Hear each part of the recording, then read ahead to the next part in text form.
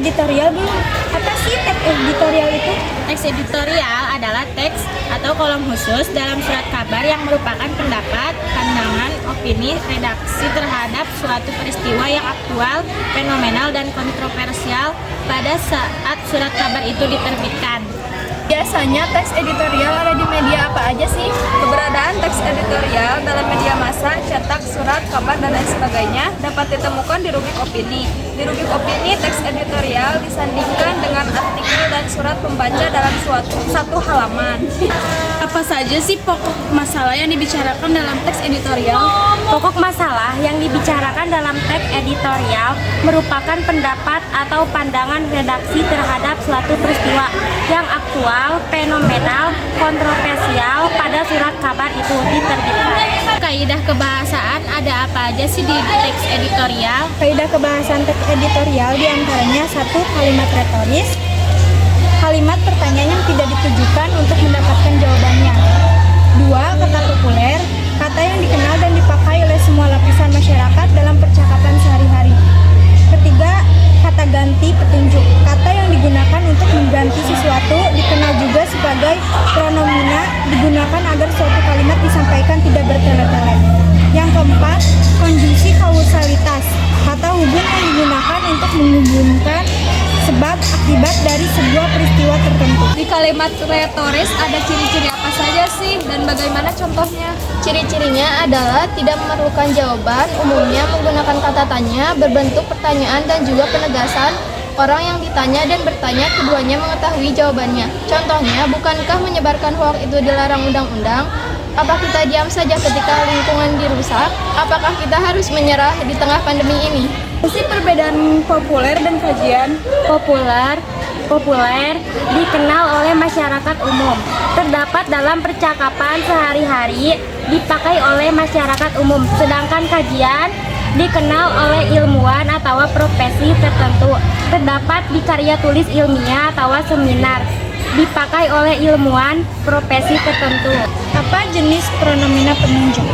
Pada umum yaitu ada ini dan itu. Di tempatnya ada sana, sini, situ. Di hal atau peristiwanya ada begini, begitu. Contohnya, tanah ini adalah bukti perjuangan dan kerja keras warga Cisadane. Udara di sini sangat segar dan membuat hati yang datang nyaman. Keadaan ini membuat situasi yang dihadapi masyarakat semakin sulit. Saja jenis konjungsi kausalitas. 1. Syarat menyatukan akibat dan sebab dengan menerapkan syarat untuk kejadian akibat tersebut jika, kalau, dan bila. Akibat memuat akibat yang terjadi sehingga menimbulkan sebab, sehingga, oleh karena itu, dan maka. Alasan menyebutkan adanya alasan atau penyebab dari suatu kejadian yang menimbulkan akibat karena. Simpulan memuat suatu kesimpulan dari adanya sebab dan akibat, dengan demikian jadi, oleh karena itu. Aja contoh konjungsi kausalitas. 1. Syarat dalam kondisi seperti itu terlalu berisiko jika jamaah haji Indonesia yang jumlahnya lebih dari 200.000 orang itu diberangkatkan. 2. Akibat, upaya mengatasi wabah ini lebih mudah daripada pertama kali terjadi. Oleh karena itu, tidak perlu tim khusus untuk menangani kasus itu. 3. Alasan, kebijakan ini diambil karena pemerintah harus mengutamakan keselamatan jamaah di tengah pandemi COVID-19 yang belum selesai. 4. Simpulan, dengan begitu kerinduan calon jamaah untuk haji di Tanah Suci bisa terwujud tahun depan. Ada berapa struktur umum di teks editorial? 1. Pengenalan isu. Pengenalan isu merupakan bagian pendahuluan teks editorial. Fungsinya adalah mengenalkan isu atau permasalahan yang akan dibahas dalam bagian berikutnya. Pada bagian pengenalan isu disajikan peristiwa aktual, fenomenal, dan kontroversial. Pernyataan, pendapat, atau tesis yang berisi sudut pandang penulis tentang masalah yang dibahas. Biasanya, tesis merupakan teori yang diperkuat dengan argumen. 2. Penyampaian pendapat atau argumen. Bagian ini merupakan bagian pembahasan yang berisi tanggapan redaksi terhadap isu yang sudah diperkenalkan sebelumnya. Argumentasi berupa alasan atau bukti yang digunakan untuk memperkuat pernyataan umum atau data hasil penelitian. Pernyataan para ahli maupun fakta-fakta berdasarkan referensi yang dapat dipercaya. 3. Penegasan. Penegasan dalam teks editorial berupa simpulan, saran, atau rekomendasi.